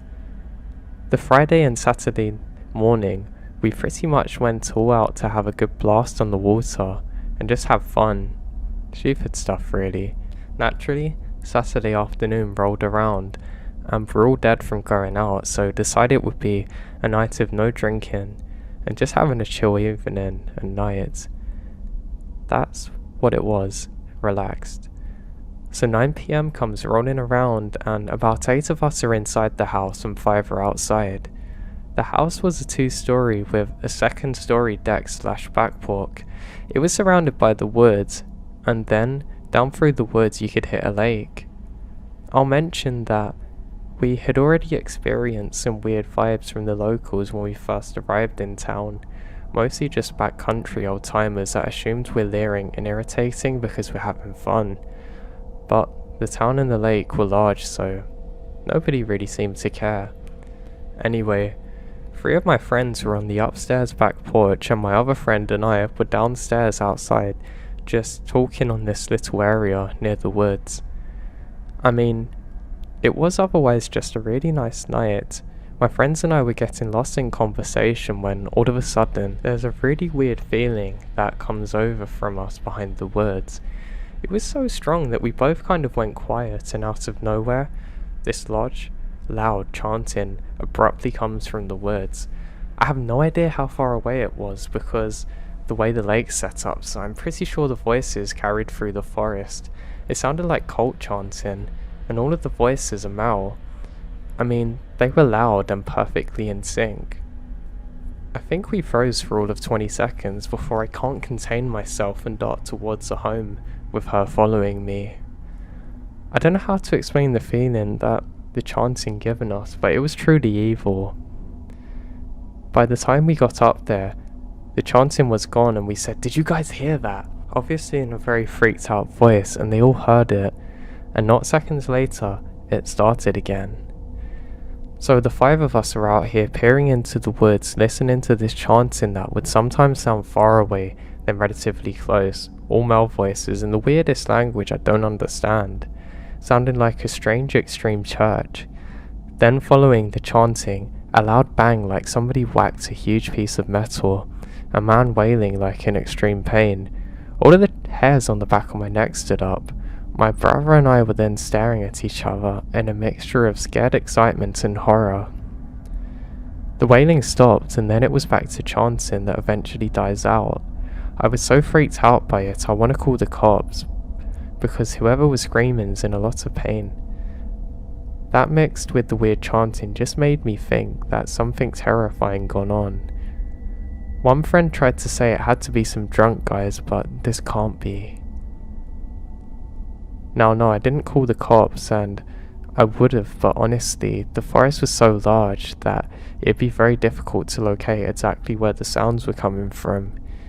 We went in and got some of the others, but by the time they came out, the chanting had stopped. Someone wanted to go and explore, but obviously that's a bad idea. After that, I was so ready to go home. I can't explain how scared I was, and the feeling driving home was one that I'll never forget. It felt so wrong and evil. I can only imagine it was some weird occultists in the woods.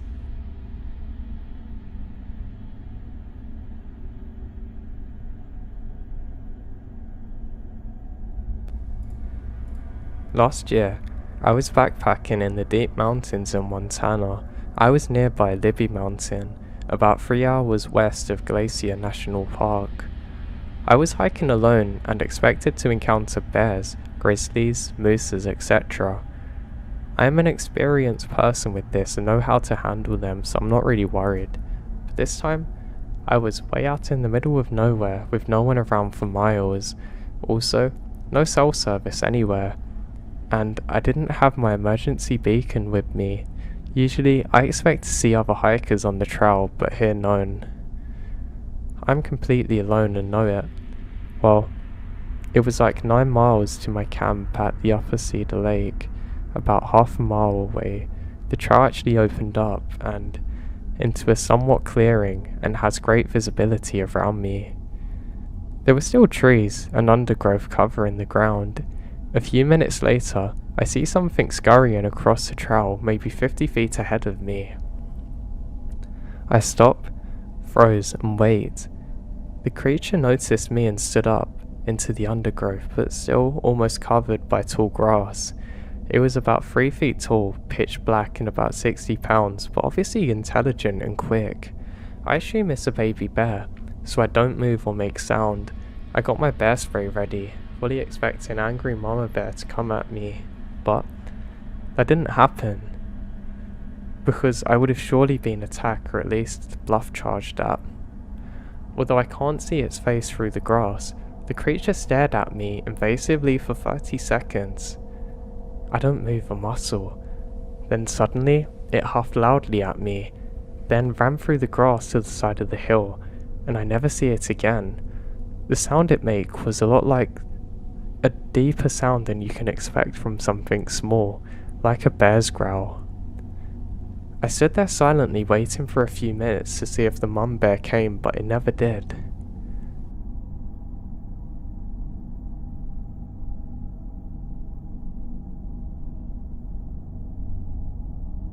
One of the weirdest things that ever happened to me as a search and rescue person was one day we got a call out in the snow.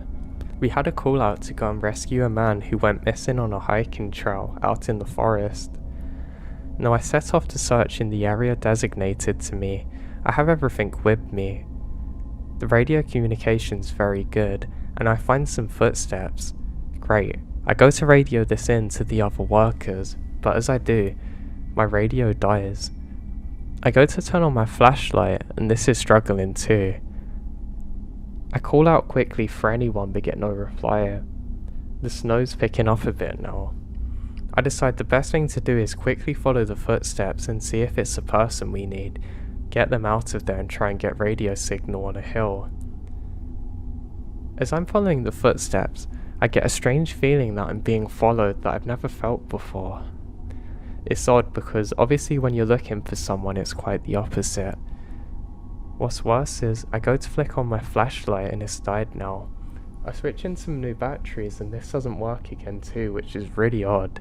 It's something I've never experienced before or since. I keep following the footsteps until suddenly I realise they just stop. Now it's strange because there's literally nothing around. No other snow's disturbed whatsoever. It's like whatever this thing was just vanished. Just as I'm standing there, the feeling that I'm being followed is unbearable. And for 2 seconds I can hear voices all around me that stop just as soon as they start. I realise this isn't what we're looking for and I quickly sprint back the way I've come. I'm still looking around but I don't see any signs of anyone. Just as I get back to where I started, I can hear my radio coming to life. We found him. We got him. I radio in, oh that's great, I was just following the footsteps. Where are you guys? And when they reveal their location to me, my heart drops. They're 3 miles away from me. They say the man's alive and well. And to this day, I have no idea what them footsteps were, or why they stopped suddenly. My team investigated the whole area just to see if anyone else was lost there, but there was no one.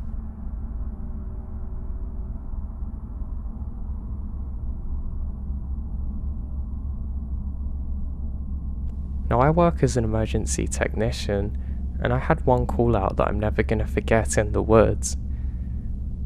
Apparently there was a fire, and people could hear screams of people. Now, of course to me that means I'm going to have to go and deal with some either potentially really hurt people or dead people, so I'm not really looking forward to this one. We eventually dismount from our vehicle, and I have all my gear with me. I run to the area where I can hear the screams next to where the fire was, but there's no one to be seen. I can hear the screams and shout out, "I'm an emergency medic, what's wrong?" The second I do that, all of the screams stop, and it's dead silent. I can just hear the police sirens in the distance as some more support arrives. I look at my colleague and he's gone pale. Paler than I've ever seen him before. We search for hours with the police but can't find anyone or anything. Turns out nobody was hurt from the fire at all, but why could we hear screams like this? To this day I still don't understand what happened.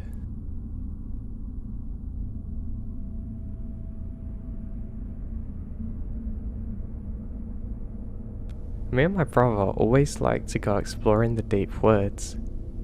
Now it probably wasn't the best of ideas, but we didn't have to go very far on the bus to reach a really good forest that we could go into. It was almost like a jungle. The grass was almost as tall as I was, it felt like, and my brother was always there with me to enjoy it. Now there was one particular night that I'm never going to forget when we went investigating. We knew we couldn't be out for too long in case it got dark, and my brother says that he wants to go and explore something on the side and just to wait here. I say sure and let him go. Well, thinking it might be a game, I quickly got up and sprinted after my brother. I sprint for what feels like an eternity and realise that I'm now lost. Just as I do that, I hear a voice scream out, "Don't take another step forward." I'm frozen and don't know who's called this to me. I'm scared now and run backwards calling out for my brother. I quickly make it up the tree to see what's happened, and I can't see my brother. Then I look up and to my horror, there must be a 50 feet drop just ahead of where I was, completely hidden by the grass. If I took another step forward, I would have fell to my death. It was only when I got older that I realised just how dangerous this is, and I quickly hurried down the tree, and eventually am reunited with my brother. I told him what happened and he's absolutely furious at me, but more angry at himself for going off too far to hear what happened. We never went back to them woods again, and I'm just thankful that I survived that day. But to this day, I have no idea what called out to me or who it was. Maybe it was my subconscious somehow saving me, or the paranormal. I don't know.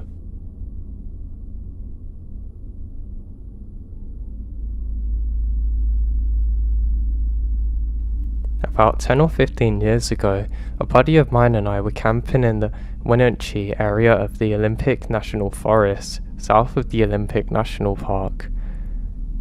We found a remote site that was fairly isolated, about as far into the wilderness as you can still get a vehicle. My buddy and I camped out about once a month back in these days. We were looking for Bigfoot evidence and whatnot. Our second night was by far the most eventful, where we're sitting at the campfire and I think I hear noises. I hear faint singing, mostly ones in upper registers, like the choir of females. It was very faint, but I can definitely hear it, and it seems to be getting louder to me. I figured it wasn't the wind playing tricks. However, I kept hearing it every few minutes and it's getting louder. Finally, my friend heard it too. We eventually pluck up some courage and manage to investigate what's happening. Now, we did a circle search pattern and found out it was coming from the road. We walked down to the road nearest to the campsite, which is about 300 yards away, and find an old church with a group of children all singing rhythmic church rhymes. The church has a small van that you can actually see just parked outside. I wave hi, and nobody responds to me. I don't understand why they're doing it at this time, especially out in the middle of nowhere. I don't want to call it a cult, but I have no idea what it is to this day. Needless to say, we quickly got out of there.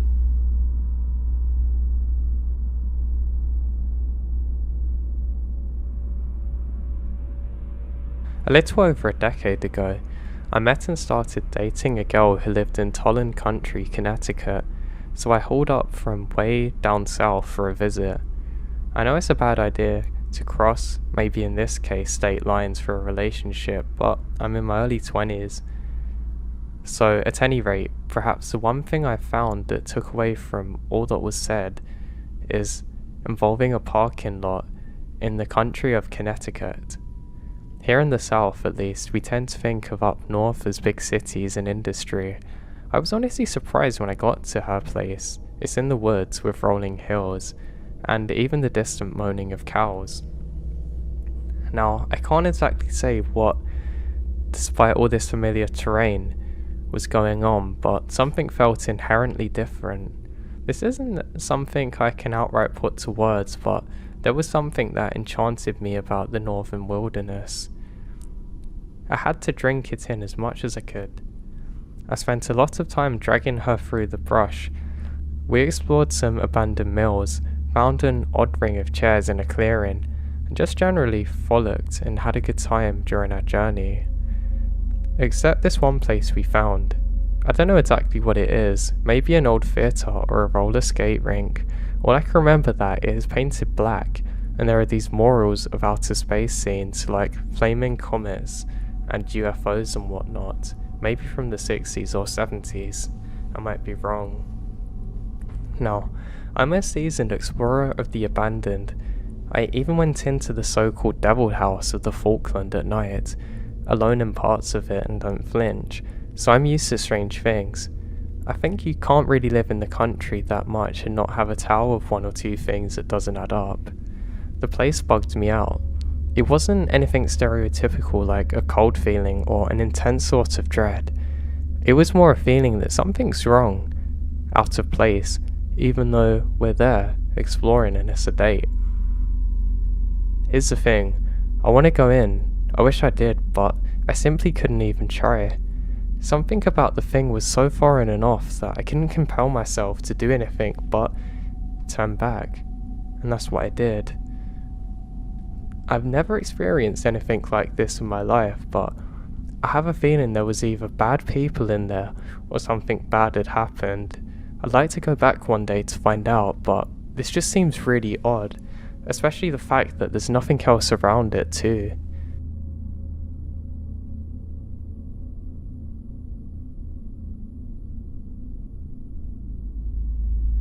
My friends and I were camping out in the woods one day when we realised that there's a light off in the distance. Originally we thought that maybe it was a star, but we realised that it's actually moving down too quick and it's below the tree line. We're not sure what this is, so we signal back to it with our flashlight and call out, but there's no reply. Now that's a little odd. Now we're not too worried initially, but we can hear a heavy breathing coming from that direction. We do the same again and realise that it's coming towards us very quickly now. Just as I turn to my buddy to say that this doesn't feel good, I hear a blood-curdling scream that I've never heard before. It didn't sound human, and now whatever the light was bolting towards us. We quickly gathered up the things we needed, leaving our campsite behind, and bolted to my buddy's car. I quickly glance behind and I can see that this light is still following us. It's not even going towards the campsite now, it's going directly towards us. My buddy slams on the accelerator, and I can see that thing still chasing us, but stopping just before the road. I have no idea who or what this was, but I'm glad I didn't have to find out.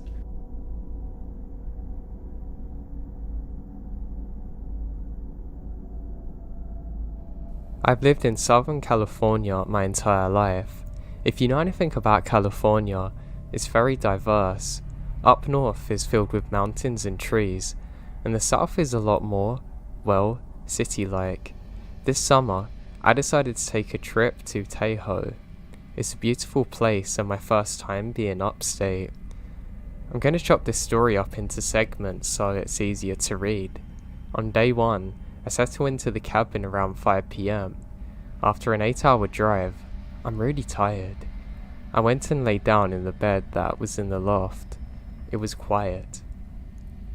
It was like being in a different world. I was so used to cars zooming by it and people talking right outside my home. But this is quiet and it's peaceful. I managed to fall asleep fairly quickly. Now, around 4 hours into my sleep, I'm jerked up and I look around for a bit and I hear some tapping sounds. It's really strange. I look around to see where it's coming from, but to no avail. It sounded like somebody's tapping on the window part of the back door. I figure I'm being paranoid and fell back to sleep. Day 2. Nothing really happens and I fall asleep fine. Day 3. I wake up early in the morning, maybe 4. I heard a crash coming from the attic ladder.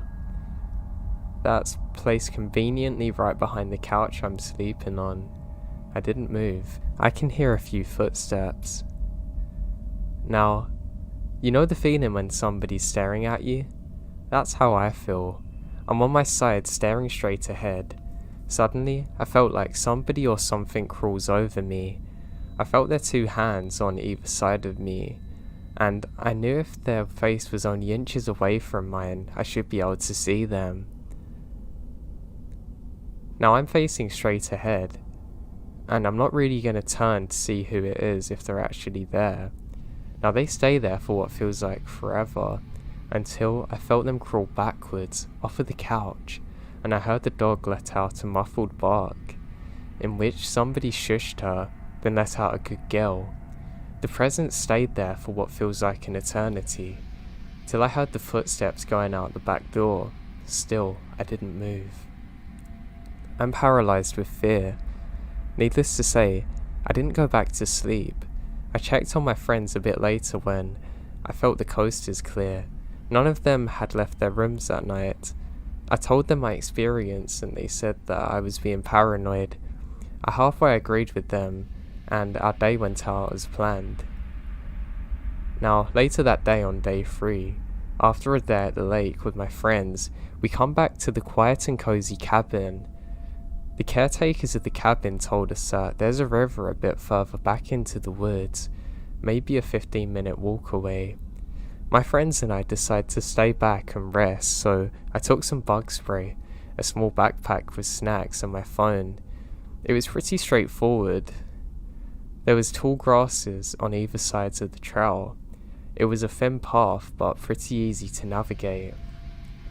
When I got to the riverbank, there were 2 picnic tables. I didn't want to get eaten by mosquitoes, but I stupidly wore sandals. I put my bag on the table and started my walk back to the cabin. For some odd reason, the path seems distorted. What was once a straightforward trail was now covered in rough terrain. I noticed that the tall grass on the side of the path has been disturbed. It's like something huge, gigantic, had walked across the grass. I think maybe it's a bear, since the locals told us that bears were a problem at this time of year, but the sheer size of it made me second guess that. I was a bit taken back by this. However, I continued and made it back to the cabin, and then back to the river. I was a little frightened now. I kept telling myself I'm just freaking out and I should enjoy the nature. I sat down at one of the tables and watched the river. After a while, I felt like there was something staring at me. I looked around, assuming one of my friends was on their ways to prank me, but there was no one. Across the river, I noticed a bit of brush that was shaken up. There was a clearing in the bushes that was fenced off by 2 logs in an X shape. The longer I sat in the spot, the more worried I got. I couldn't help but feel like there was something right behind the thick brush that I couldn't see. I went down the river hoping to come across something, but nothing. No fish, no frogs or roads, just mosquitoes, and a bunch of them at that. Disappointed with the lack of anything. Really, I just went to sit back at the table, and that's when I heard it. It was a noise I can't describe. It's a scream, and a gurgle, as if whatever it was had a mouthful of water. It's completely inhuman. I froze. In the moment I should have been running for my life, but I freeze. I heard rustling in the bushes behind me, the ones I was worried about earlier. Then again, the scream. It's the loudest thing I ever heard. I run. I sprint through the forest. What should have been a quick trip back to the cabin was anything but. After about 10 minutes of sprinting, I notice I'm lost. I stop for a few moments, frantic, trying to see if I can find anything that looks familiar. I saw a bridge that I'd crossed on my way there, and I started sprinting. I thought to myself, why didn't the damn thing kill me? I had stopped for a good minute now, but I could hear it chasing me. It was a game for the thing. I can't explain it any differently. Every time I stopped, it would as well. I finally made it back to the cabin, and instead of going inside, I stood on the porch, faced the forest and cried. I couldn't see anything out of the ordinary, but I knew it was still out there.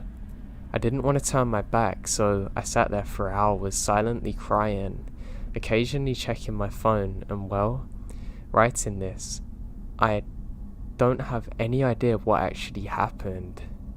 There's nothing I can compare it to other than maybe a Wendigo. All I know is that I'm not going to be going back to that river again. If anyone has any idea what happened, please let me know, because it really haunts me to this day.